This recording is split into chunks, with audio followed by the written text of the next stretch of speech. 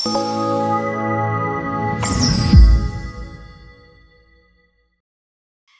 ఎన్నికలు ప్రతిష్టాత్మకంగా జరుగుతున్నాయి. క్యాంపు రాజకీయాలకు తెరనివ్వనుంది. ఇక మున్సిపాలిటీలతో పాటు నగరపాలక సంస్థలకు సంబంధించి చైర్మన్లు, వైస్ చైర్మన్ల ఎంపిక జరగనున్న సంగతి తెలిసిందే. వివిధ కారణాలతో పెండింగ్లో ఉన్న పాలకవర్గాల నియామకానికి ఎలక్షన్ కమిషన్ గ్రీన్ సిగ్నల్ ఇచ్చింది. ఈ నేపథ్యంలో చాలా మున్సిపాలిటీలకు సంబంధించి క్యాంపు రాజకీయాలు ప్రారంభమయ్యాయి. తాజాగా హిందూపురం నియోజకవర్గంలో అదే పరిస్థితి నెలకొంది. హిందూపురం మున్సిపాలిటీ గత కొంతకాలంగా చైర్పర్సన్ లేరు. అధికారులే మున్సిపాలిటీ నడుపుతూ వచ్చారు. అయితే ఇక్కడ చైర్పర్సన్ ఎన్నికలకు ఎన్నికల కమిషన్ గ్రీన్ సిగ్నల్ ఇచ్చింది. అయితే ఇక్కడ వైసీపీకి మెజార్టీ ఉంది.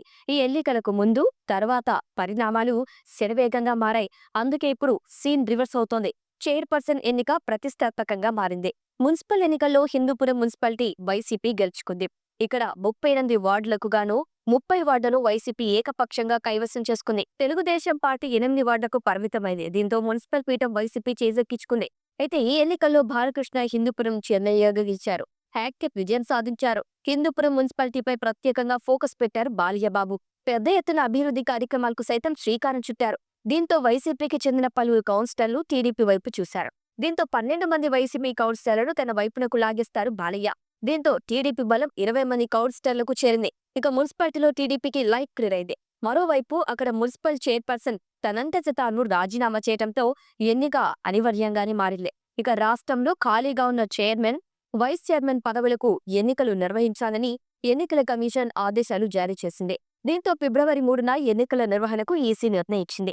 దీంతో తెలుగుదేశం పార్టీ ముందుగానే జాగ్రత్త పడింది. 20 మంది కౌన్సిలర్లతో పటిష్టంగా కనిపిస్తున్న టీడీపీ వారందరినీ క్యాంపులకు తరలించినట్టుగా తెలుస్తుంది. ఇక ఫిబ్రవరి 3న మున్సిపల్ కార్యాలయానికి నేరుగా చేరుకునేలా ప్రణాళిక రూపొందించింది. మొత్తానికైతే హిందూపురం మున్సిపల్ కార్యాలయంపై తెలుగుదేశం పార్టీ జెండా ఎగరటం ఖాయమని తేలితే. ఇక హిందూపురం నియోజకవర్గం తెలుగుదేశం పార్టీకి కంచుకోట. పార్టీ ఆవిర్భావం నుంచి అక్కడ గెలుస్తూనే ఉంది టీడీపీ. ఇక ఈ ఎన్నికల్లో నందమూరి బాలకృష్ణను ఓడించాలని వైసీపీ చాలా విధాలుగా ప్రయత్నాలు చేసింది. ఇక సీనియర్ నేత పెద్దిరెడ్డి రామచంద్రారెడ్డి అయితే హిందూపురంపై ప్రత్యేకంగా ఫోకస్ పెట్టారు. రకరకాలుగా ప్రయోగాలు చేశారు. కానీ అవేవీ వర్కౌట్ కాలేదు. అయితే అప్పట్లో మున్సిపల్ ఎన్నికల్లో ఏకపక్ష విజయం దక్కేసరికి సార్వత్రిక ఎన్నికల్లో అదే రిపీట్ అవుతుందని వైసీపీ భావించింది. సార్వత్రిక ఎన్నికల్లో వైసీపీ దారుణంగా దెబ్బతింది. ఇప్పుడు ఏకంగా మున్సిపల్ పీఠాన్ని వదులుకునే పరిస్థితి వచ్చింది.